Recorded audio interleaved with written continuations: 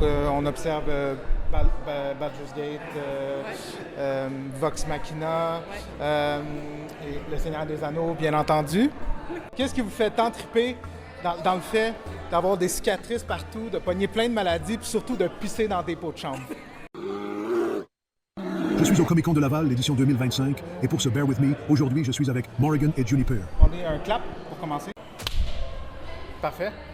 Toi, tu vas venir juste, tu peux te tourner un peu, puis on va faire un deuxième pour cette caméra-là.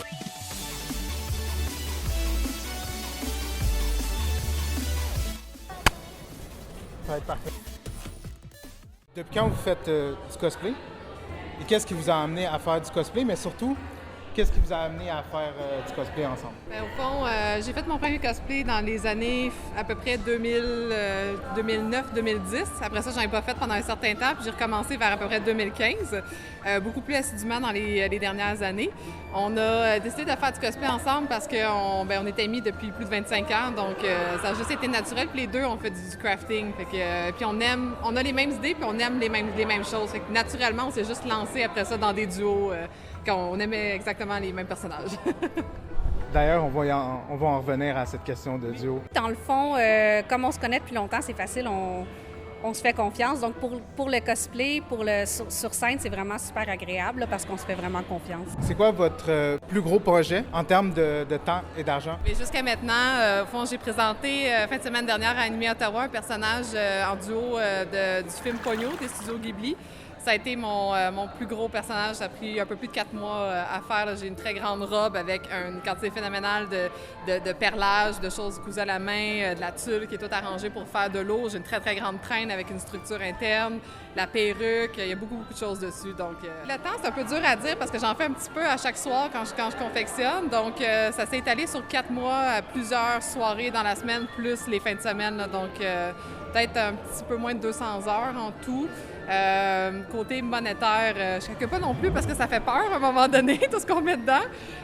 Mais je pourrais évaluer peut-être un 300 $ de matériel. Je peux pas m'empêcher de remarquer que vous faites beaucoup de cosplay reliés à l'époque médiévale, pardon. Donc, on observe Baldur's Gate, Vox Machina, et Le Seigneur des Anneaux, bien entendu. Qu'est-ce qui vous fait tant triper dans le fait d'avoir des cicatrices partout, de pogner plein de maladies, puis surtout de pisser dans des pots de chambre? Tu parles à des filles de GN.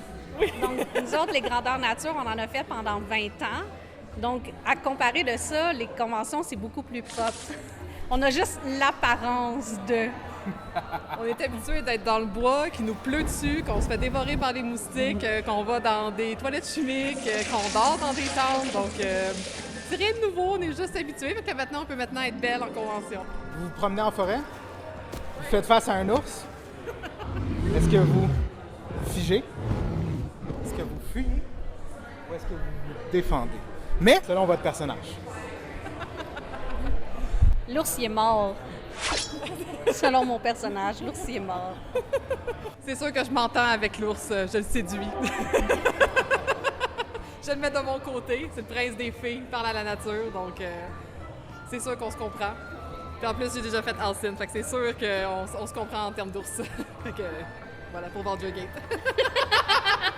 Vous faites souvent du cosplay à plusieurs, en duo. J'entends notamment, je pense que c'est la Team Milligan. Oui, effectivement, avec Mackie Ménuage. Oui, puis les photos que j'ai prises au Comic-Con, vous étiez 4, donc il y a quelque chose qui vous charme dans la dynamique de groupe. Et en fond, je me permets de vous demander qu'est-ce que vous appréciez tant dans cette dynamique-là. Bien, on peut s'énerver ensemble, puis on peut triper ensemble sur le même concept, puis c'est sûr que même quand on fait pas des groupes, on s'encourage l'un l'autre, mais il y a une espèce de magie qui s'installe quand tu le fais à plusieurs, puis que tu es capable de dire « Oh mon Dieu, ça va être le fun », puis là, tu t'énerves tout seul quand tu es tout seul, mais là, tu peux le faire avec tes amis. C'est encore mieux. Délirer, oui. Simplement. On s'est fondé une petite communauté, on est à peu près une dizaine, parce que juste avec le temps, on s'est comme ramassé les unes les autres, puis on a tellement des passions communes qu'on finit par juste trouver des projets qui conviennent à une bonne partie du groupe, fait qu'on y va vraiment par intérêt commun, puis les gens se greffent au projet selon qu'est-ce qu'ils veulent. Des fois, c'est ce projet-là, des fois, c'est un prochain projet. Fait que c'est vraiment juste qu'on a trouvé les bonnes personnes qui sont comme nous. J'ai des amis cosplayers qui se passionnent de fou pour le cosplay, mais ne font jamais de mascarade. qu'est-ce qui vous amène à faire de la mascarade à ce point-là? Qu'est-ce que vous aimez de cette scène-là? Moi, j'ai toujours aimé la scène. J'ai fait du théâtre quand j'étais plus jeune, j'ai fait de la danse. Donc, déjà, la scène, j'adore ça. Mais aussi de pouvoir raconter des histoires, puis de faire un petit peu le clown sur scène, c'est toujours quelque chose que j'aime, là. On aime ça, aller vraiment pouvoir partager notre passion avec les autres, pouvoir justement raconter l'histoire. Puis ce que les gens ne savent pas, c'est que toute la partie avant qui est dans l'attente dans la green room, parce que là, on partage avec d'autres cosplayers puis on rencontre des nouveaux amis. Il y a comme vraiment une effervescence puis une passion qui se passe à ce niveau-là, même avant la scène. Puis tout le monde s'encourage. C'est une compétition, mais c'est une compétition saine. Donc, il y a vraiment c'est une belle communauté au Québec, la communauté des compétiteurs de mascarade. Aujourd'hui, au Comic-Con de Laval, au début de la journée, on a donné un panel qui s'appelle Sketch 101. Donc, on essaye de vraiment partager notre expérience pour que les gens viennent faire des bonnes présentations pendant les mascarades pour les gens plus débutants. Fait que c'est quelque chose que nous, on veut vraiment valoriser dans la communauté, amener les débutants à vouloir faire des mascarades puis pouvoir s'améliorer aussi.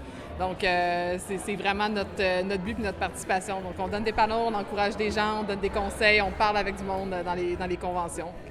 C'est tout l'intérêt. En fin de compte, ce que je vais vous demander, c'est sur quelle plateforme, sur quel nom on peut vous retrouver pour vous suivre éventuellement, Juniper? Oui, donc c'est Juniper Cosplay sur Instagram. C'est Morrigan Cosplay sur Instagram et TikTok. Puis Juniper est avec moi dans mes TikTok. Oui. Merci d'avoir accepté mon invitation. Entrevue, merci de toujours être patient avec moi. Yes. Sinon, c'était Ours Audacieux, Juniper et Morrigan au Comic-Con de Laval. Sur ce, mes oursidés, on se voit à la prochaine. Ciao tout le monde. Je suis au Comic-Con de Laval, l'édition 2025, et pour ce Bear With Me, aujourd'hui, je suis avec Morrigan et Juniper.